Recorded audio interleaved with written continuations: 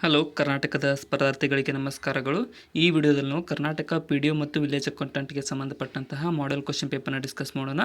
So ಇದು paper 1ನ model question paper ಆಗಿದೆ, 39ನೇ paper ಆಗಿದೆ. ಅದಕ್ಕೋಸ್ಕರ ಹೊಸ ಬಂದಿರೋರು ಚಾನಲ್ಗೆ ಸಬ್ಸ್ಕ್ರೈಬ್ ಮಾಡಿಕೊಡ್ರಿ ಮತ್ತು ಕೊನೆವರೆಗೂ ನೋಡಿ, ಮಧ್ಯೆ ಯಾರು ಬಿಟ್ಟು ಹೋಗಬೇಡಿ. ಮೊದಲನೇ ಪ್ರಶ್ನೆ, ಭೂಫಲಕಗಳಿಗೆ ಸಂಬಂಧಿಸಿದಂತೆ ಕೆಳಗಿನ ಯಾವ ಹೇಳಿಕೆ ಸರಿಯಾಗಿ ಇದೆ ಅಂತ ಕೇಳಿದ್ದಾರೆ. ಸೊ ಎರಡು ಹೇಳಿಕೆಗಳಲ್ಲಿ ಸರಿಯಾಗಿರುವುದು ಯಾವುದು ಅಂತಂದರೆ ಈ ಹೇಳಿಕೆ ನೋಡೋಣ. ಭೂಮಿಯ ಮೇಲೆ ಕೆಲವು ಪ್ಲೇಟ್ಗಳು ಪರಸ್ಪರ ಸಮೀಪಿಸುತ್ತಿದ್ದು ಈ ಪ್ಲೇಟ್ಗಳಿಗೆ ಕನ್ವರ್ಜೆಂಟ್ ಪ್ಲೇಟ್ ಎಂದು ಕರೆಯಲಾಗುತ್ತದೆ. ಇದು ಸರಿಯಾಗಿದೆ, ಯಾಕಂತಂದರೆ ಪ್ಲೇಟ್ಗಳು ಸಮೀಪಿಸ್ತಾ ಇರ್ತಾವೆ, ಸೊ ಅವಾಗ ಕನ್ವರ್ಜೆಂಟ್ ಅಂತ ಕರೀತಾರೆ. ಇನ್ನು ಪೆಸಿಫಿಕ್ ಪ್ಲೇಟ್ನ ಗಡಿ ಭಾಗದ ಪ್ರದೇಶವು ಹೆಚ್ಚು ಜ್ವಾಲಾಮುಖಿ ಮತ್ತು ಭೂಕಂಪ ಸಂಭವಿಸುವ ಪ್ರದೇಶವಾಗಿದೆ. ಇದು ಕೂಡ ಸರಿಯಾಗಿದೆ. ಸೊ ಪೆಸಿಫಿಕ್ ಗಡಿ ಭಾಗದಲ್ಲಿರ್ತಕ್ಕಂಥ ಭೂಪ್ರದೇಶ ನೋಡಿರಿ, ಯಾವಾಗಲೂ ಅಲ್ಲಿ ಜಾಸ್ತಿ ಭೂಕಂಪಗಳು ಸಂಭವಿಸ್ತಿರ್ತವೆ. ಜಪಾನ್ ಮತ್ತು ಫಿಲಿಪೈನ್ಸ್ ಅವೆಲ್ಲ. ಇಲ್ಲಿ ಸರಿಯಾದಂಥ ಉತ್ತರ ಆಪ್ಷನ್ ಸಿ ಸರಿಯಾಗುತ್ತೆ. ನೆಕ್ಸ್ಟ್, ನದಿಯ ಯಾವ ಪಾತ್ರದಲ್ಲಿ ಸವೆತ ಕಾರ್ಯ ಪ್ರಧಾನವಾಗಿ ಕಂಡುಬರುತ್ತದೆ ಅಂತ ಕೇಳಿದರೆ, ಅಂದರೆ ಯಾವ ಪಾತ್ರದಲ್ಲಿ ನದಿ ಹರಿಯುವ ಯಾವ ಪಾತ್ರದಲ್ಲಿ ಸವೆತ ಅಂದರೆ ಎರೋಜನ್ ಎಲ್ಲಿ ಕಂಡುಬರುತ್ತೆ ಅಂತಂದರೆ ಆಪ್ಷನ್ ಎ ಮೇಲ್ಕಣಿವೆಯ ಪಾತ್ರ. ಅಪ್ಪರ್ ಕೋರ್ಸ್ನಲ್ಲಿ ಈ ಒಂದು ಸವೆತವು ಜಾಸ್ತಿ ಹೆಚ್ಚಿಗೆ ಉಂಟಾಗುತ್ತದೆ, ಮೇಲಿಂದ ಹರಿದುಕೊಂಡು ಕೆಳಗಡೆ ಹೋಗುತ್ತೆ ಸವೆದು. ಇನ್ನು ಸಾಗರ ಪ್ರವಾಹಕ್ಕೆ ಸಂಬಂಧಿಸಿದಂತೆ ಗೈರ್ ಅಂತ ಅಂದರೆ ಏನು ಅಂತ ಕೇಳಿದರೆ, ಸೊ ಸಾಗರ ಪ್ರವಾಹಕ್ಕೆ ಸಂಬಂಧಿಸಿದಂತೆ ಗೈರ್ ಅಂದರೆ ಈ ಕೆಳಗಿನವುಗಳಲ್ಲಿ ಸರಿಯಾದಂಥ ಉತ್ತರ ಆಪ್ಷನ್ ಸಿ ನೋಡಿ. ಸಾಗರ ಪ್ರವಾಹಗಳ ಒಂದು ಪೂರ್ಣ ವೃತ್ತವಾಗಿದೆ. A full circle of ocean currents ಅನ್ನುವುದು ಗೈರ್ ಆಗಿರುತ್ತದೆ. ಗೈರ್.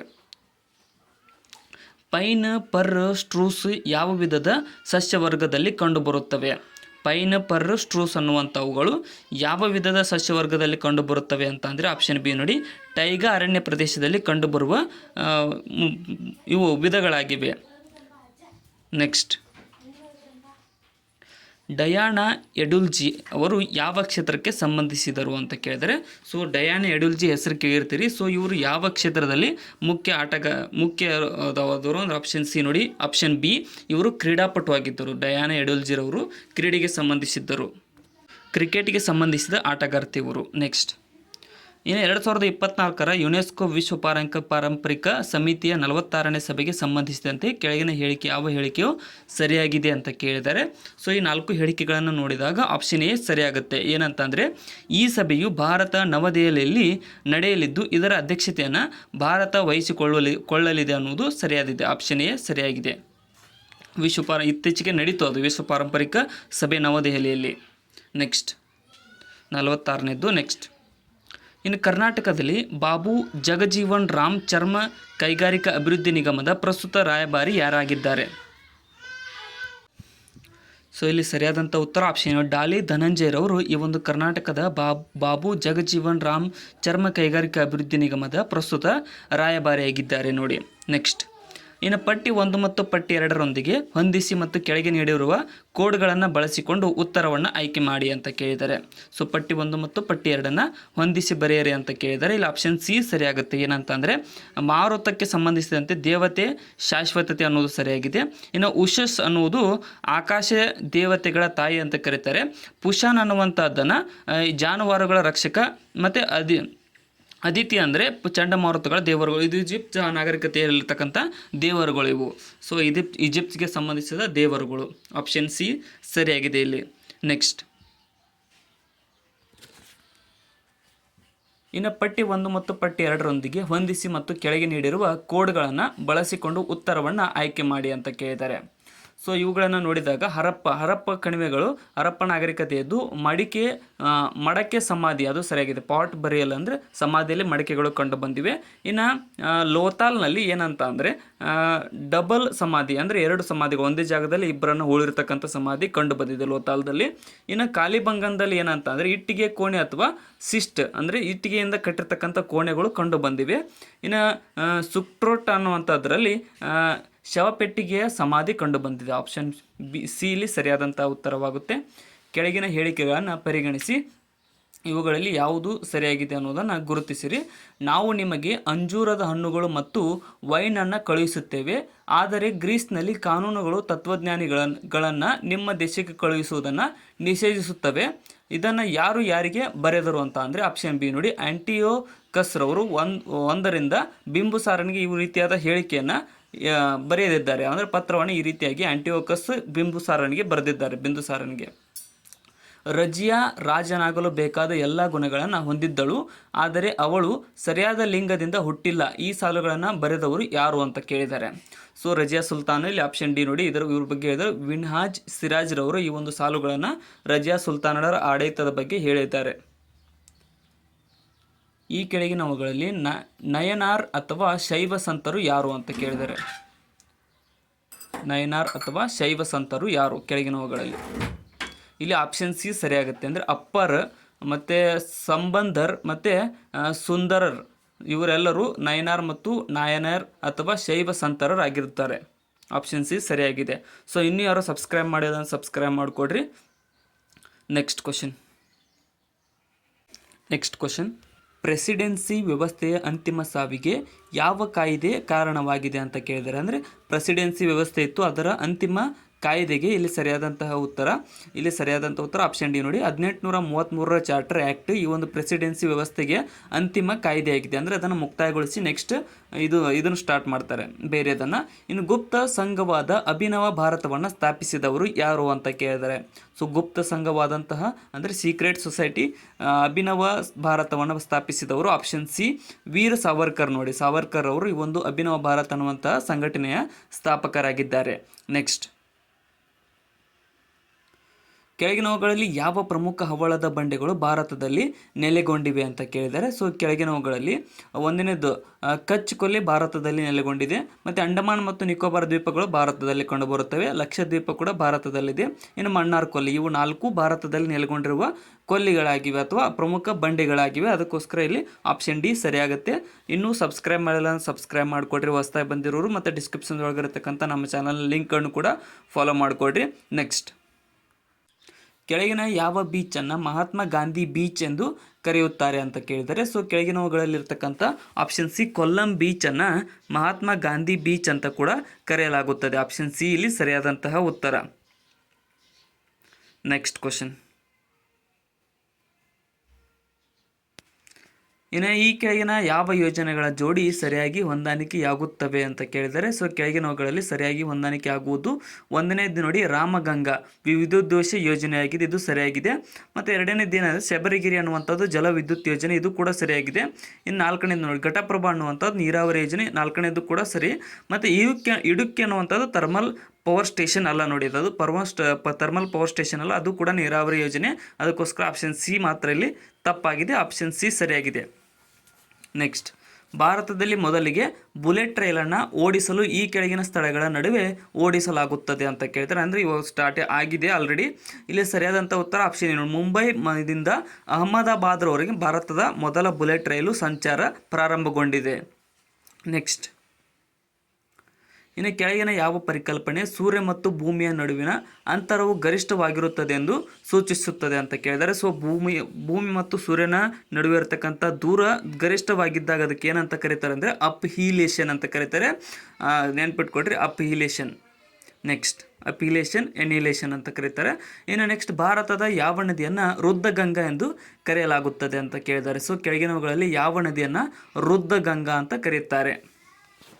ಸೊ ಇಲ್ಲಿ ಸರಿಯಾದಂತಹ ಉತ್ತರ ಆಪ್ಷನ್ ಬಿ ನೋಡಿ, ಗೋದಾವರಿ ನದಿಯನ್ನು ಭಾರತದ ರುದ್ರಗಂಗಾ ನದಿ ಎಂದು ಕೂಡ ಕರೆಯಲಾಗುತ್ತದೆ. ಆಪ್ಷನ್ ಬಿ ಇಲ್ಲಿ ಸರಿಯಾದಂತಹ ಉತ್ತರವಾಗಿದೆ. ನೆಕ್ಸ್ಟ್, ಇನ್ನು ಅಸ್ಸಾಂ ರಾಜ್ಯ ಹೊಂದಿದೆ ಅಂತ ಕೇಳಿದ್ರೆ. ಸೊ ಕೆಳಗಿನ 4 ಆಪ್ಷನ್ಗಳನ್ನು ಓದ್ಕೊಡ್ರಿ. ಇಂಥ ಟೈಪ್ ಕ್ವಶನ್ ಕೇಳಿದಾಗ ಇವುಗಳಲ್ಲಿ ಅಸ್ಸಾಂ ರಾಜ್ಯ ಯಾವುದನ್ನು ಹೊಂದಿದೆ ಅಂತ ಅಂದರೆ 5 ರಾಷ್ಟ್ರೀಯ ಉದ್ಯಾನವನಗಳು ಮತ್ತು 11 ವನ್ಯಜೀವಿ ಅಭಯಾರಣ್ಯಗಳನ್ನು ಈ ಒಂದು ಅಸ್ಸಾಂ ರಾಜ್ಯವು ಒಳಗೊಂಡಿದೆ. ಆಪ್ಷನ್ ಎ ಇಲ್ಲಿ ಸರಿಯಾದಂತಹ ಉತ್ತರವಾಗಿದೆ.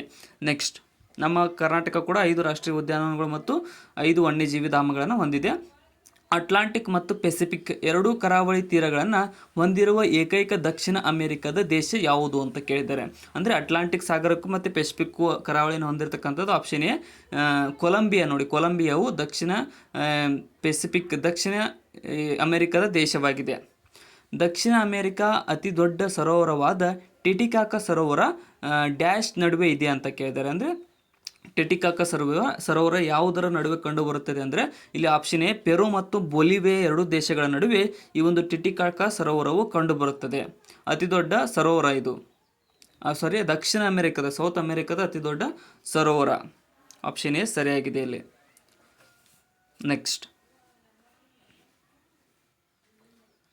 ಇನ್ನು ಕೆಳಗಿನ ಹೇಳಿಕೆಗಳನ್ನ ಪರಿಗಣಿಸಿ. ಮೊದಲನೇ ಹೇಳಿಕೆ ಏನು ಹೇಳುತ್ತೆ ನೋಡಿ, ಶಿಲಾವಲ್ಕಗಳು ವಾಯುಮಾಲಿನ್ಯ ಸೂಚಕಗಳಾಗಿವೆ. Lichens are the pollution indicators ಅಂತ ಕರಿತೀವಿ. ಸೊ ಲಿಚೆನ್ಸ್ ಎಲ್ಲಾದರೂ ಬೆಳೆದಿದ್ರೆ ಸೊ ಅವು ವಾಯುಮಾಲಿನ್ಯಗೊಂಡಿದೆ ಅಂತ ಅರ್ಥವಾಗುತ್ತದೆ, ಅದು ಸರಿಯಾಗಿದೆ. ಇನ್ನು ಪೆನ್ಸಿಲಿಯಂ ನೊಟೇಟಮ್ನಿಂದ ಪೆನ್ಸಿಲಿನನ್ನು ತಯಾರಿಸಲಾಗುತ್ತದೆ. ಪೆನ್ಸಿಲಿನ್ ಔಷಧವನ್ನು ಪೆನ್ಸಿಲಿಯಂ ನೊಟೇಟಮ್ನಿಂದ ತಯಾರಿಸಲಾಗುತ್ತದೆ. ಇದು ಕೂಡ ಆಪ್ಷನ್ ಡಿ ಸರಿಯಾಗುತ್ತೆ. ಈ ಎರಡು ವಾಕ್ಯಗಳು ಇಲ್ಲಿ ಸರಿಯಾಗಿವೆ.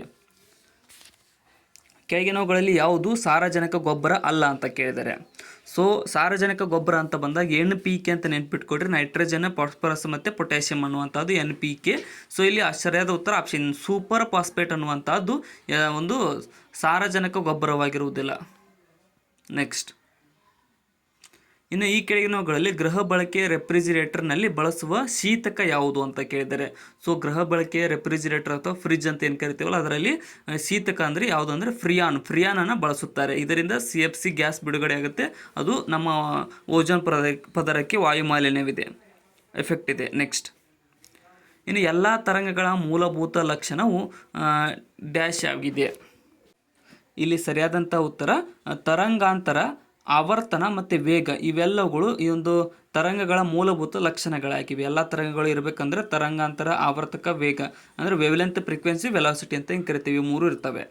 ನೆಕ್ಸ್ಟ್, ಕಂಡಕ್ಟರ್ ಸೂಪರ್ ಕಂಡಕ್ಟರ್ ಆಗಲು ಯಾವುದು ಶೂನ್ಯಕ್ಕೆ ಸಮನಾಗಿರಬೇಕು ಅಂತ ಕೇಳಿದರೆ, ಅಂದರೆ ಯಾವುದೇ ಒಂದು ಕಂಡಕ್ಟರ್ ಇದೆಯಲ್ಲ ಅದು ಸೂಪರ್ ಕಂಡಕ್ಟರ್ ಆಗಬೇಕಂತ ಅಂದರೆ ಯಾವುದಕ್ಕೆ ಅದರ ಸಮನಾಗಿರಬೇಕಂದ್ರೆ ಆಪ್ಷನ್ ಸಿ ನೋಡಿ, ಪ್ರತಿಶೋಧಕ ರೆಸಿಸ್ಟೆನ್ಸ್ಗೆ 0 ಆಗಿದ್ದರೆ ಅದು ಸೂಪರ್ ಕಂಡಕ್ಟರ್ ಅಂತ ಕರೀತಾರೆ. ಸೊ ಯಾವುದೇ ಒಂದು ರೆಸಿಸ್ಟರ್ 0 ಆದರೆ ಅದು ಸೂಪರ್ ಕಂಡಕ್ಟರ್ ಆಗುತ್ತೆ. ಸೊ ಅದೇ ರೀತಿ ಆಗೋದು ತುಂಬ ಕಷ್ಟ ಇದೆ. ಇನ್ನು ದೂರದರ್ಶನ ಸಿಗ್ನಲನ್ನು ಸಾಮಾನ್ಯವಾಗಿ ನಿರ್ದಿಷ್ಟ ಅಂತರವನ್ನು ಮೀರಿ ಸ್ವೀಕರಿಸಲಾಗುವುದಿಲ್ಲ, ಕಾರಣ ಹೇಳಿ ಅಂತ ಕೇಳಿದರೆ. ಸೊ ದೂರದರ್ಶನ ಅಂದರೆ TV ಸಿಗ್ನಲನ್ನು ನಾವು ನಿರ್ದಿಷ್ಟ ಅಂತರವನ್ನು ಮೀರಿ ಸಾಗಿಸೋಕ್ಕಾಗಲ್ಲ ಅಂತಂದರೆ ಆಪ್ಷನ್ ಎ ಭೂಮಿಯ ವಕ್ರತೆ. ಭೂಮಿ ವೃತ್ತಾಕಾರವಾಗಿದೆ, ಅದಕ್ಕೋಸ್ಕರ ಜಾಸ್ತಿ ದೂರ ಕ್ರಮಿಸೋಕ್ಕಾಗಂಗಿಲ್ಲ, ಸ್ಟೇಟ್ ಹೋಗುತ್ತೆ ಅದು ಲೈನ್. ಸೊ ಡೈಲಟೋಮೀಟರ್ ಎನ್ನುವುದು ಯಾವುದನ್ನು ಅಳೆಯಲು ಬಳಸುವ ಸಾಧನವಾಗಿದೆ. ನೋಡಿ ಡೈಲಟೋಮೀಟರ್, ನಾನೇ ಅನ್ನೋಕ್ಕೆ ಕನ್ಫ್ಯೂಸ್ ಆದೆ. ಇಲ್ಲಿ ಆಪ್ಷನ್ ಡಿ ನೋಡಿ, ನೀರಿನ ಅಸಂಗತ ವರ್ತನೆಯನ್ನು ಅಳೆಯೋದಕ್ಕೆ ಈ ಒಂದು ಡೈಲಟೋಮೀಟರನ್ನು ಬಳಸಲಾಗುತ್ತದೆ. ಆಪ್ಷನ್ ಡಿ ಇಲ್ಲಿ ಸರಿಯಾದ ಉತ್ತರ. ನೆಕ್ಸ್ಟ್, ನೆರಳುಗಳ ರಚನೆಯನ್ನು ಯಾವುದರಿಂದ ವಿವರಿಸಬಹುದು ಅಂತ ಕೇಳಿದರೆ. ಸೊ ನೆರಳುಗಳು ಯಾವ ರೀತಿಯಾಗಿ ಹುಡ್ತವೆ ಅಥವಾ ಯಾವ ರೀತಿಯಾಗಿ ಆಗ್ತವೆ ಅನ್ನೋದನ್ನು ಯಾವುದರ ಮೂಲಕ ನಾವು ವಿವರಿಸ್ಬೋದು ಅಂದರೆ ಆಪ್ಷನ್ ಎ ಬೆಳಕಿನ ರೇಖಾತ್ಮಕ ಪ್ರಸರಣದ ಮೂಲಕ ನಾವು ನೆರಳಿನ ಬೀಳುವಿಕೆಯನ್ನು ಎಕ್ಸ್ಪ್ಲೇನ್ ಮಾಡಬಹುದು. ಆಪ್ಷನ್ ಎ ಸರಿಯಾಗಿದೆ. ನೆಕ್ಸ್ಟ್,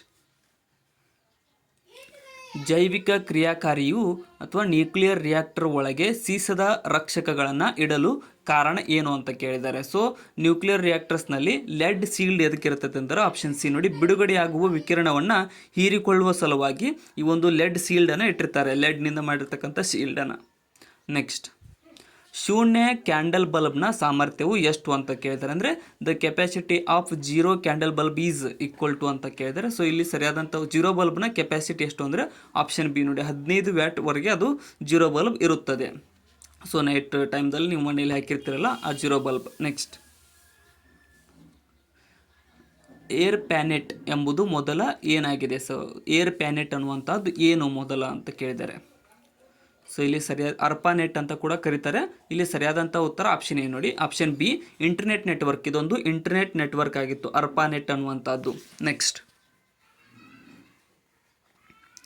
ಬಣ್ಣ ಹಚ್ಚುವ ಬ್ರಷ್ನ ಬಿರುಕು ಕೂದಲುಗಳು ನೀರಿನಲ್ಲಿಟ್ಟಾಗ ಬಿಡಿ ಬಿಡಿಯಾಗುತ್ತವೆ, ಆದರೆ ನೀರಿನಿಂದ ಹೊರತೆಗೆದಾಗ ಒಂದಕ್ಕೊಂದು ಅಂಟಿಕೊಳ್ಳುತ್ತವೆ. ಇದಕ್ಕೆ ಕಾರಣ ಏನು ಅಂತ ಕೇಳಿದ್ದಾರೆ.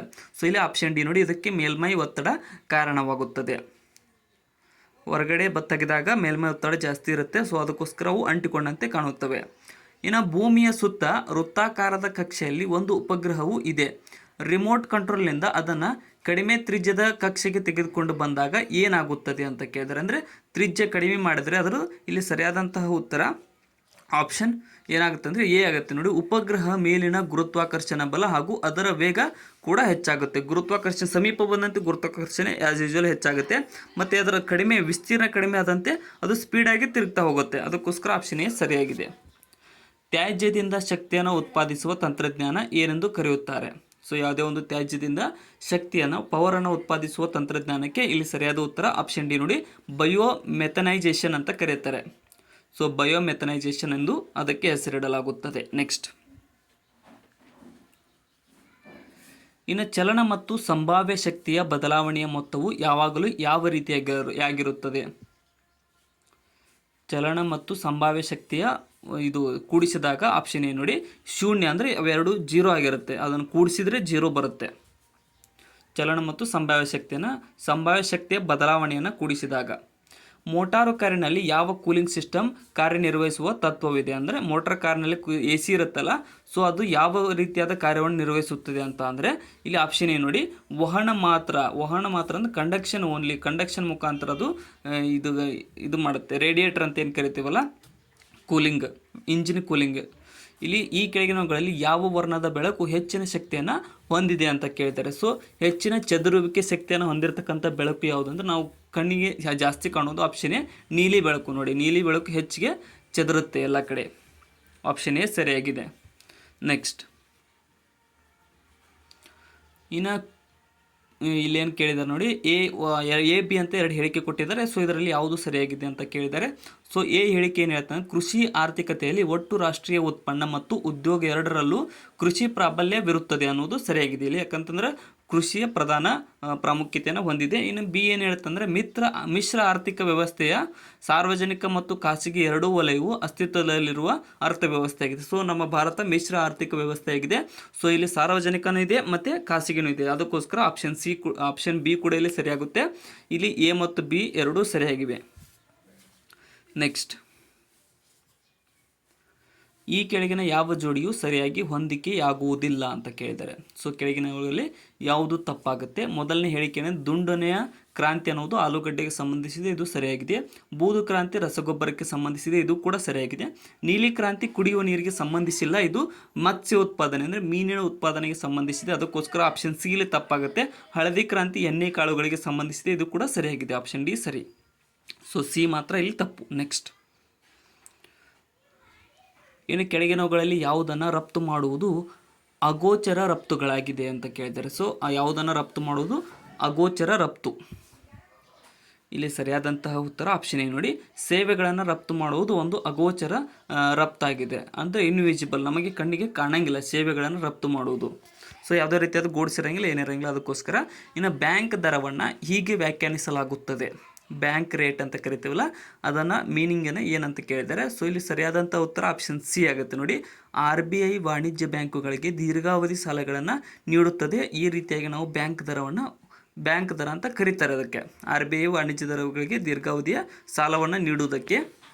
ಈ ಕೆಳಗಿನ ಯಾವ ಸಮಿತಿಯು ಭಾರತದಲ್ಲಿ ವಿಮಾ ನಿಯಂತ್ರಣ ಪ್ರಾಧಿಕಾರ ಸ್ಥಾಪಿಸಲು ಸೂಚಿಸಿದೆ ಅಂತ ಕೇಳಿದ್ದಾರೆ. ಸೊ ಇಲ್ಲಿ ಆಪ್ಷನ್ ಬಿ ನೋಡಿ, ಮಲ್ಹೋತ್ರಾ ಸಮಿತಿಯು ಈ ಒಂದು ಭಾರತದಲ್ಲಿ ವಿಮಾ ನಿಯಂತ್ರಣ ಪ್ರಾಧಿಕಾರವನ್ನು ಸ್ಥಾಪಿಸಲು ಸೂಚಿಸಿದಂತಹ ಒಂದು ಸಮಿತಿಯಾಗಿದೆ. ಕೆಳಗಿನ ಯಾವ ಕೈಗಾರಿಕೆಗಳಿಗೆ ಕಡ್ಡಾಯ ಪರವಾನಗಿ ಪಡೆಯಬೇಕಾಗುತ್ತದೆ? ಸೊ ಯಾವ ಕೈಗಾರಿಕೆಗೆ ಕಡ್ಡಾಯ ಪರವಾನಗಿ ಅಂದರೆ ಪರ್ಮಿಷನ್ ಬೇಕಾಗುತ್ತೆ ಅಂದರೆ ಆಲ್ಕೋಹಾಲ್ಗೆ ಪರ್ಮಿಷನ್ ಬೇಕು, ತಂಬಾಕು ಕೈಗಾರಿಕೆ ಕೂಡ ಪರ್ಮಿಷನ್ ಬೇಕಾಗುತ್ತೆ, ಮತ್ತು ಔಷಧಗಳು ಡ್ರಗ್ಸ್ ಆ್ಯಂಡ್ ಫಾರ್ಮಾಸ್ಯೂಟಿಕಲ್ಸ್ ಕೂಡ ಪರ್ಮಿಷನ್ ಬೇಕಾಗುತ್ತೆ. ಆಪ್ಷನ್ ಡಿ ಇಲ್ಲಿ ಸರಿಯಾಗಿದೆ. ನೆಕ್ಸ್ಟ್,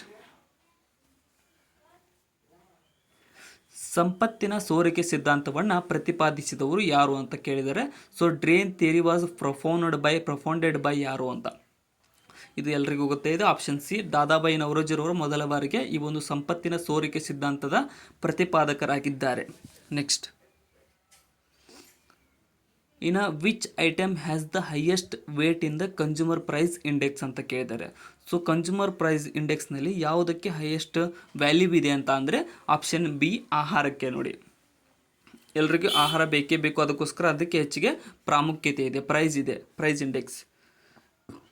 ನೆಕ್ಸ್ಟ್, ಮಂತ್ರಿಯೊಬ್ಬರು ಮಾಡಬೇಕಾದ ಪ್ರಮಾಣ ಮತ್ತು ದೃಢೀಕರಣದ ಸ್ವರೂಪವನ್ನು ಭಾರತದ ಸಂವಿಧಾನದ ಕೆಳಗಿನ ಯಾವ ವೇಳಾಪಟ್ಟಿಯಲ್ಲಿ ಒದಗಿಸಲಾಗಿದೆ ಅಂತ ಕೇಳಿದ್ದಾರೆ. ಸೊ ಇಲ್ಲಿ ಸರಿಯಾದ ಉತ್ತರ ಆಪ್ಷನ್ ಸಿ ನೋಡಿ, 3ನೇ ಅನುಸೂಚಿಯಲ್ಲಿ ಈ ಒಂದು ಮಂತ್ರಿಯೊಬ್ಬರು ಮಾಡಬೇಕಾದ ಪ್ರಮಾಣ ಮತ್ತು ದೃಢೀಕರಣದ ಸ್ವರೂಪವನ್ನು ಭಾರತ ಸಂವಿಧಾನದಲ್ಲಿ ಒದಗಿಸಲಾಗಿದೆ. ಆಪ್ಷನ್ ಸಿ ಸರಿಯಾಗಿದೆ. ಇನ್ನು ಕೆಳಗಿನವರಲ್ಲಿ ಯಾರು ರಾಷ್ಟ್ರಪತಿಗಳ ಚುನಾವಣೆಯಲ್ಲಿ ಭಾಗವಹಿಸುವುದಿಲ್ಲ? ರಾಷ್ಟ್ರಪತಿಯವರು ಚುನಾವಣೆಯಲ್ಲಿ ಭಾಗವಹಿಸದೇ ಇರತಕ್ಕಂಥವ್ರು ಯಾರು ಅಂತ ಅಂದರೆ ಆಪ್ಷನ್ ಸಿ ನೋಡಿ, ರಾಜ್ಯ ವಿಧಾನ ಪರಿಷತ್ತಿನ ಚುನಾಯಿತ ಸದಸ್ಯರು ಈ ಒಂದು ರಾಷ್ಟ್ರಪತಿಯವರ ಚುನಾವಣೆಗೆ ಭಾಗವಹಿಸೋಕ್ಕೆ ಬರಂಗಿಲ್ಲ. ಇನ್ನು ಸಂಸತ್ತಿನ ಚುನಾಯಿತ ಸದಸ್ಯರು ಭಾಗವಹಿಸ್ತಾರೆ, ರಾಜ್ಯ ವಿಧಾನಸಭೆಗಳ ಚುನಾಯಿತ ಸದಸ್ಯರು ಕೂಡ ಭಾಗವಹಿಸ್ತಾರೆ, ಇನ್ನು ಕೇಂದ್ರಾಡಳಿತ ಪ್ರದೇಶಗಳ ಶಾಸಕಾಂಗ ಸಭೆಗಳ ಚುನಾಯಿತ ಸದಸ್ಯರು ಕೂಡ ಇದರಲ್ಲಿ ರಾಷ್ಟ್ರಪತಿ ಚುನಾವಣೆಯಲ್ಲಿ ಭಾಗವನ್ನು ವಹಿಸುತ್ತಾರೆ. ಆಪ್ಷನ್ ಸಿ ಮಾತ್ರ ಇಲ್ಲಿ ತಪ್ಪಾಗಿದೆ. ಇನ್ನೂ ಯಾರು ಸಬ್ಸ್ಕ್ರೈಬ್ ಮಾಡಿಲ್ಲ ಅಂದ್ರೆ ಸಬ್ಸ್ಕ್ರೈಬ್ ಮಾಡಿಕೊಡ್ರಿ. ನೆಕ್ಸ್ಟ್ ಕ್ವಶನ್,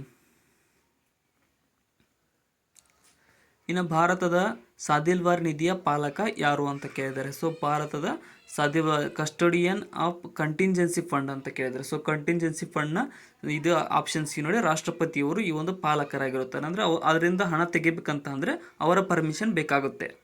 ನೆಕ್ಸ್ಟ್, ಇನ್ನು ಭಾರತವು ಯಾವ ದೇಶದ ಸಂವಿಧಾನದಿಂದ ನ್ಯಾಯಾಂಗ ವಿಮರ್ಶೆ ಪರಿಕಲ್ಪನೆಯನ್ನು ತೆಗೆದುಕೊಂಡಿದೆ ಅಂತ ಕೇಳಿದ್ದಾರೆ. ಸೊ ನಮ್ಮ ಭಾರತ ಯಾವ ದೇಶದಿಂದ ನ್ಯಾಯಾಂಗ ವಿಮರ್ಶೆ ಪರಿಕಲ್ಪನೆಯನ್ನು ತೆಗೆದುಕೊಂಡಿದೆ ಅಂದರೆ ಆಪ್ಷನ್ ಸಿ, ಕೆನಡಾ ಸಂವಿಧಾನದಿಂದ ನೋಡಿ. ಆಪ್ಷನ್ ಸಿ ಇಲ್ಲಿ ಸರಿಯಾದಂತಹ ಉತ್ತರ. ನೆಕ್ಸ್ಟ್ ಕ್ವಶನ್, ಇನ್ನು ಭಾರತೀಯ ಸಂಸದೀಯ ವ್ಯವಸ್ಥೆಯಲ್ಲಿ ವೋಟ್ ಆನ್ ಅಕೌಂಟ್ ಎಷ್ಟು ತಿಂಗಳವರೆಗೆ ಮಾನ್ಯವಾಗಿರುತ್ತದೆ ಅಂತ ಮಾನ್ಯವಾಗಿರುತ್ತೆ. ವೋಟ್ ಆನ್ ಅಕೌಂಟ್ ಅನ್ನುವಂಥದ್ದು ಎಷ್ಟು ತಿಂಗಳವರೆಗೆ ಮಾನ್ಯವಾಗಿರುತ್ತದೆ ಅಂತ ಅಂದರೆ ಆಪ್ಷನ್ ಬಿ, 3 ತಿಂಗಳ ಕಾಲಾವಧಿ ಅದಕ್ಕಿರುತ್ತೆ ವೋಟ್ ಆನ್ ಅಕೌಂಟ್ಗೆ ನಮ್ಮ ಸಂಸದೀಯ ವ್ಯವಸ್ಥೆಯಲ್ಲಿ. ನೆಕ್ಸ್ಟ್, ಕೆಳಗಿನ ಯಾವ ತಿದ್ದುಪಡಿಗಳನ್ನು ಭಾರತದ ಮಿನಿ ಸಂವಿಧಾನ ಎಂದು ಕೂಡ ಕರೆಯುತ್ತಾರೆ. 1976ರಲ್ಲಿ ನಡೆದಂತಹ 42ನೇ ತಿದ್ದುಪಡಿಯನ್ನು ಭಾರತದ ಮಿನಿ ಸಂವಿಧಾನ ಅಂತ ಕೂಡ ಕರೆಯಲಾಗುತ್ತದೆ. ಆಪ್ಷನ್ ಬಿ ಇಲ್ಲಿ ಸರಿಯಾದಂತಹ ಉತ್ತರವಾಗಿದೆ. ನೆಕ್ಸ್ಟ್ ಕ್ವಶನ್, ಇನ್ನು ಭಾರತದಲ್ಲಿ ರಾಜಕೀಯ ಪಕ್ಷಗಳನ್ನು ಯಾರು ಗುರುತಿಸುತ್ತಾರೆ. ಸೊ ಯಾವುದೇ ಒಂದು ರಾಜಕೀಯ ಪಕ್ಷ ಇದು ರಾಜಕೀಯ ಪಕ್ಷ ಅಂತ ಮಾನ್ಯತೆ ಪಡಿಬೇಕಂದ್ರೆ ಎಲ್ಲಿ ಪರ್ಮಿಷನ್ ಬೇಕಂತ ಅಂದರೆ ಆಪ್ಷನ್ ಬಿ ನೋಡಿ, ಭಾರತ ಚುನಾವಣಾ ಆಯೋಗದಲ್ಲಿ ಅದಕ್ಕೆ ಮಾನ್ಯತೆ ಸಿಗುತ್ತದೆ. ಯಾವುದೇ ಒಂದು ಪಕ್ಷ ರಾಜಕೀಯ ಪಕ್ಷ ಅಂತ ಗುರುತಿಸಬೇಕಂತ ಅಂದರೆ. ನೆಕ್ಸ್ಟ್, ಗುರುತಿಸಿಕೊಳ್ಳಲು ಈ ಕೆಳಗಿನವುಗಳಲ್ಲಿ ಯಾವುದು ಕರ್ನಾಟಕ ರಾಜ್ಯ ಸರ್ಕಾರದ ಕಂದಾಯ ಸ್ವೀಕೃತಿಯಾಗಿಲ್ಲ. ಸೊ ತೆರಿಗೆ ಸ್ವೀಕೃತಿಗಳು ಕರ್ನಾಟಕಕ್ಕೆ ಸಂಬಂಧಪಟ್ಟಿದೆ. ಕೇಂದ್ರ ಸರ್ಕಾರದ ಅನುದಾನ ಕೂಡ ರಾಜ್ಯಕ್ಕೆ ಬರುತ್ತೆ. ಸೊ ನಮಗೂ ಸಂಬಂಧಪಟ್ಟಿದೆ. ಕೇಂದ್ರ ಸರ್ಕಾರದಿಂದ ಪಡೆದ ಸಾಲಗಳು, ಸೊ ಕೇಂದ್ರ ಸರ್ಕಾರದಿಂದ ಪಡೆದ ಸಾಲಗಳು ರಾಜ್ಯಕ್ಕೆ ಸಂಬಂಧಪಡಲ್ಲ. ಸೊ ಅದು ಕೇಂದ್ರಕ್ಕೆ ಮಾತ್ರ ಸಂಬಂಧಪಡುತ್ತೆ. ಕರ್ನಾಟಕದಲ್ಲಿ ಉದ್ಯಮಗಳನ್ನು ಸ್ಥಾಪಿಸಲು ಬಯಸುವ ಎಲ್ಲ ಹೂಡಿಕೆದಾರರಿಗೆ ಈ ಕೆಳಗಿನವುಗಳಲ್ಲಿ ಯಾವುದು ಒಂದೇ ಸಂಪರ್ಕ ಕೇಂದ್ರವಾಗಿದೆ. ಇಲ್ಲಿ ಸರಿಯಾದ ಉತ್ತರ ಆಪ್ಷನ್ ಎ ನೋಡಿ, ಕರ್ನಾಟಕ ಉದ್ಯೋಗ ಮಿತ್ರ ಅನ್ನುವಂಥದ್ದು ಈ ಒಂದು ಹೂಡಿಕೆದಾರರಿಗೆ ಒಂದೇ ಸಂಪರ್ಕ ಕೇಂದ್ರವಾಗಿದೆ. ಆಪ್ಷನ್ ಎ ಸರಿಯಾಗಿದೆ ಇಲ್ಲಿ. ನೆಕ್ಸ್ಟ್, ಇನ್ನು ಕರ್ನಾಟಕ ಸರ್ಕಾರಕ್ಕೆ ಅತಿ ಹೆಚ್ಚು ಆದಾಯ ತರುವ ತೆರಿಗೆ ಯಾವುದು ಅಂತ ಕೇಳಿದ್ದಾರೆ. ಸೊ ನಮ್ಮ ರಾಜ್ಯ ಸರ್ಕಾರಕ್ಕೆ ಅತಿ ಹೆಚ್ಚು ಆದಾಯ ತೆರಿಗೆ ತರುವಂತಹ ತೆರಿಗೆ ಯಾವುದು ಅಂದರೆ ಆಪ್ಷನ್ ಬಿ, ಸರಕು ತೆರಿಗೆ ನೋಡಿ, ಗೂಡ್ಸ್ ಆ್ಯಂಡ್ ಸರ್ವಿಸ್ ಟ್ಯಾಕ್ಸ್. ಸರಕು ಮತ್ತು ಸೇವಾ ತೆರಿಗೆ ಆಗಬೇಕು. ಆಪ್ಷನ್ ಬಿ ಇಲ್ಲಿ ಸರಿಯಾದಂತಹ ಉತ್ತರ. ಹೆಚ್ಚಿಗೆ ನಮಗೆ ಸರಕು ಮತ್ತು ಸೇವಾ ತೆರಿಗೆಯಿಂದ ಬರುತ್ತೆ. ಸೊ ಇಲ್ಲಿಗೆ ಇವತ್ತಿನ ಮಾಡೆಲ್ ಕ್ವಶನ್ ಪೇಪರ್ ಡಿಸ್ಕಷನ್ ಮುಕ್ತಾಯಗೊಂಡಿದೆ. ಸೊ ಕೊನೆಯವರೆಗೂ ನೋಡಿದ್ದಕ್ಕೆ ಎಲ್ಲರಿಗೂ ಧನ್ಯವಾದಗಳು. ವಿಡಿಯೋನ ಆದಷ್ಟು ನಿಮ್ಮ ಫ್ರೆಂಡ್ಸಿಗೆ ಶೇರ್ ಮಾಡಿ. ಏನಾದರೂ ತಪ್ಪು ಅನಿಸಿದರೆ ಕಮೆಂಟ್ ಸೆಕ್ಷನ್ದಲ್ಲಿ ಕಮೆಂಟ್ ಕೂಡ ಮಾಡಿ. ಮತ್ತು ಡಿಸ್ಕ್ರಿಪ್ಷನ್ದೊಳಗೆ ಇರತಕ್ಕಂಥ ನಮ್ಮ channel Instagram, Telegram, Facebook, WhatsApp Threads ಲಿಂಕನ್ನು ಕೂಡ ಫಾಲೋ ಮಾಡಿಕೊಡ್ರಿ. Thank you so much.